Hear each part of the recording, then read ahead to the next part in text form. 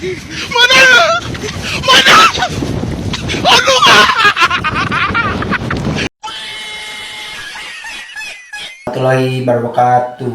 Perkenalkan, nama saya Alvansi Jaya Rayu. Di konten dari pertama saya ini, saya akan membahas mengenai perkembangan jaringan komputer dari masa ke masa.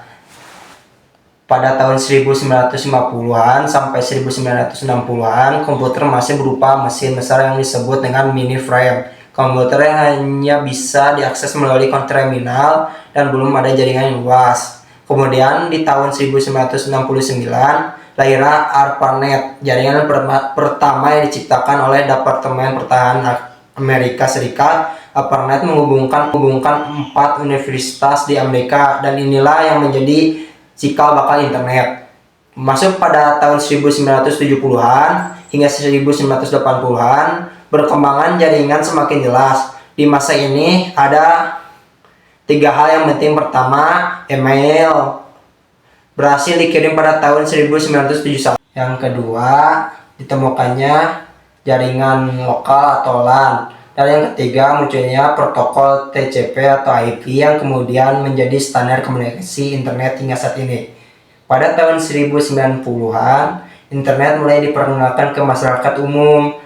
Tim Berners-Lee memperkenalkan World Wide Web pada tahun 1991. Sejak itu, internet berkembang pesat, muncul layanan ISP dan masyarakat bisa mengakses internet menggunakan modem dial-up meskipun dengan kecepatan yang masih lambat. Kemudian di era 2000-an, internet memasuki masa modern, di mana teknologi broadband, fiber optik, dan WiFi mulai populer. Internet juga masuk ke ponsel dengan jaringan 2G dan 3G. Pada masa ini banyak layanan besar bermunculan seperti Google, YouTube, dan Facebook.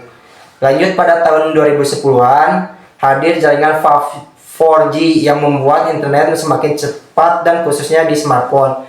Cloud computing mulai berkembang pesat dan muncul konsep Internet of Things atau IoT yang berhubungan berbagai perangkat rumah tangga, kendaraan, hingga industri. Media sosial dan layanan streaming pun mendominasi. Nah, kita sampai di era 2020-an sampai hingga sekarang. Saat ini kita sudah menggunakan jaringan 5G yang menawarkan kecepatan tinggi dan mendukung perkembangan AI, VR, dan AR, smart city, kendaraan atau otonomi. Bahkan metaverse ini.